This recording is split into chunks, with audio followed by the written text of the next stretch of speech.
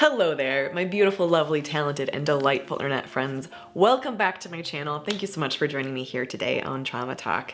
Today we're going to be addressing a topic that pertains specifically to purity culture. If you don't know what purity culture is or you haven't been affected by it, I'm super glad. I linked some resources down below if you're interested in learning a little bit more about it, but this video is for those of us who have been raised in purity culture and felt the effects of it. So what I wanted to talk about today is something that it's taken me like 6 months to figure out how to put into words. When it comes to making videos, I don't normally have a really difficult time saying what I want to say, but there are some issues that I still feel on such an emotional level that it's hard to form rational thoughts around them. So it's taken me a minute to be able to talk about the extraordinary emphasis that's placed on virginity in purity culture, specifically when it comes to women. I absolutely know and acknowledge that purity culture has very much affected men, has very much affected non-binary people, has affected human beings in general. But as a woman, I can only speak to my own experiences on this. So with that being said, what I'm about to show you is a clip from a video from a channel called Nate and Sutton. I've reviewed one of their videos before. I want to make it really clear that I have nothing against these people at all as human beings. I very much disagree with the ideology that they continue to promote on their channel, and I happened across their When God Writes Your Love Story video. In this video, which is super well produced, they talk about, their own individual experiences meeting and falling in love with each other and how much they felt like God was a part of that and God was writing their story and all of that. And in the middle of this video, Nate talks about getting that first message from Sutton and looking at her profile. And the comments that he makes are deeply concerning to me. So I'm gonna go ahead and roll the clip and then we're gonna talk about it. And right away, the picture I saw was like, wow, this girl is gorgeous. And not only is she gorgeous, there was something in her that I felt like I just immediately recognized. The first words that popped up into my mind when I saw Sutton was pure. And I felt like I just knew. I was like, I know this girl is a virgin. I just know she is. I could see it in her. So I was looking through pictures and I was thinking, man, this girl is just so gorgeous. And so I messaged her, and sure enough, that first conversation that we had on Facebook, I found out that she was indeed a virgin. Well, hello there, it's Editing Joe popping in with a quick message.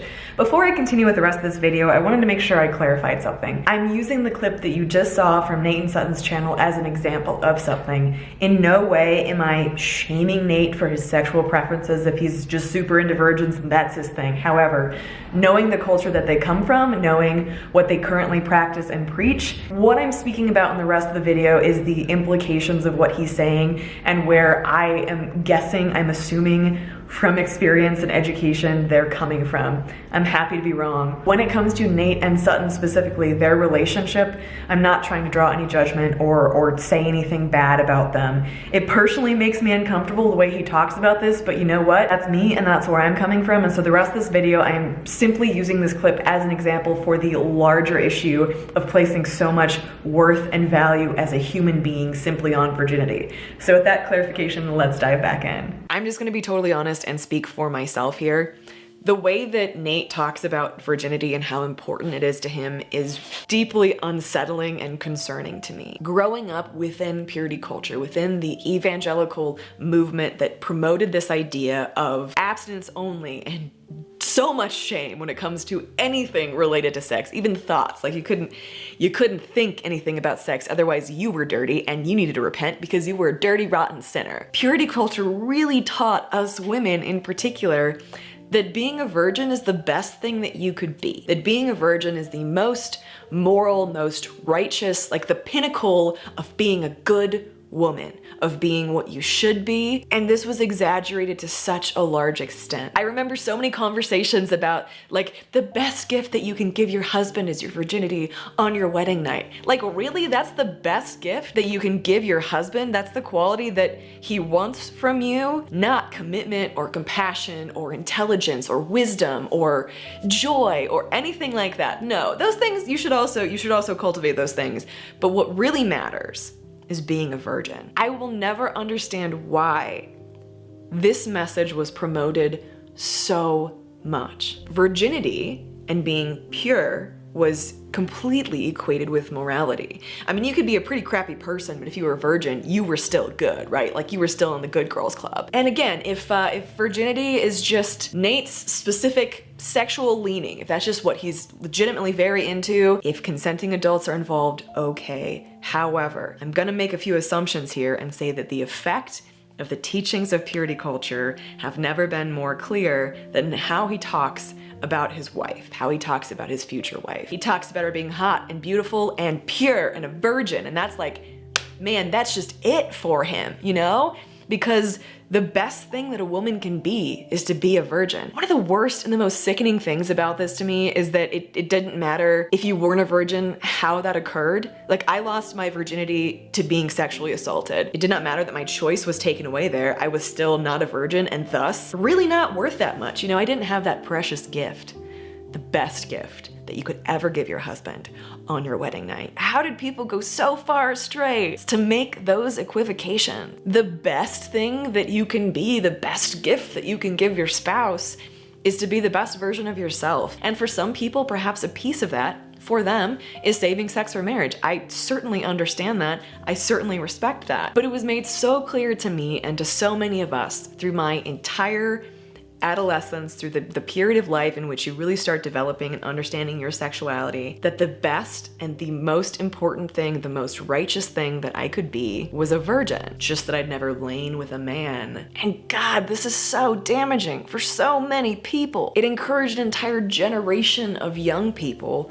to put emphasis and value in the wrong place. It encouraged an entire generation of young people to shame each other when that standard was not met for whatever reason. When I lost my virginity and I no longer had that gift to give to my husband on my wedding night, yes, I'm gonna keep repeating that because that was repeated to me so many damn times, it was crushing because for 20 years, for 2 decades, for all of the life that I knew, I was told by church leaders and pastors and at conferences and in women's books that my potential value as a wife, my potential value as a woman was now shattered, perhaps irreparably. And that is so far from the truth, but I can tell you it's taken me almost a decade to unwind those pieces in my head and realize that losing my virginity had absolutely no impact on my worth as a human, as a woman, as a spouse. And to anyone who has already had sexual experiences, whether inside or outside of marriage, your value, your worth is not impacted by that. Being sexually pure is not the highest thing that a human being can be.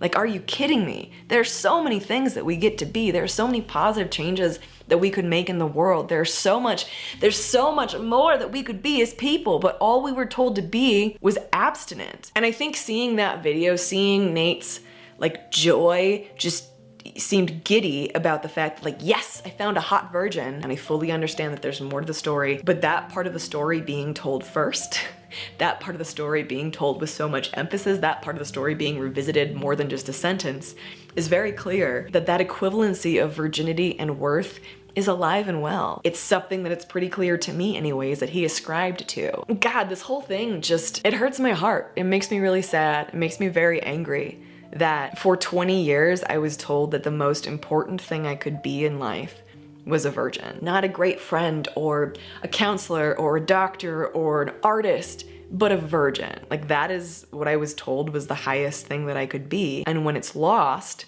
you are left with a serious identity crisis, whether it's lost by your own will or by the sinister actions of another person. If you, like me, have been fed a lot of these lies, a lot of this misinformation, God, it's hard to unlearn. But I can promise you that your worth, your worthiness, your character, who you are, is not irreparably damaged or broken, is not made void if you've had sexual experiences. Sex and sexuality are complicated things that deserved to have complicated conversations. They did not deserve to be reduced down to don't do it or you're bad. They didn't deserve to be reduced down to the topic of basically every female Bible study that I was ever a part of. It didn't deserve to have an entire conference dedicated to don't sleep around. It didn't deserve all the comments that were made about girls who, you know, maybe showed a little bit of cleavage and thus were sluts and thus we're not righteous and we're not worth as much as the rest of us. What we deserved was to have conversations with safe adults who were willing to actually talk about sexuality, talk about what we wanted, talk about what we wanted for ourselves and our bodies, to not have somebody else's idea of worth and virginity being equated as the same thing shoved down our throats and basically brainwashed into our minds for decades. If I'm honest, this makes me very mad. It makes me very angry that there are so many people who have participated in this culture, who have perpetuated it. I think most of them were probably well-meaning. Some certainly were not. I think that this video that I'm showing as an example of this, like I'm not mad at them, with the caveat that I'm very upset that they're continuing to spread this message to other young people who are looking up to them. But like, this is just an example of what all of that worth and value looks like. Like, the thing that he was most concerned about in his wife was being a virgin. It wasn't her as a person. At least that wasn't the first thought, right? And at least from what I can see in my background and our shared experiences, it seems pretty clear to me that that's a direct result of people being told their entire life that the best thing that you can be is abstinent. We live in a complicated, broken, painful world. Young people, people in general, deserve to be told that they have worth based on who they are, based on their character, based on their choices towards other people and respect and love and kindness and compassion and empathy. There are so many serious issues going on in the world. It makes me upset that 20 years of my life was dedicated to thinking that the highest pursuit was not sleeping with someone. If you've been affected by this like I have, please know that you're not alone. Please know that I am also actively in the midst of trying to deconstruct all of this. It's not easy work. It's one thing to say that I know sex isn't bad or wrong or dirty. I know that my worth was not based on being a virgin,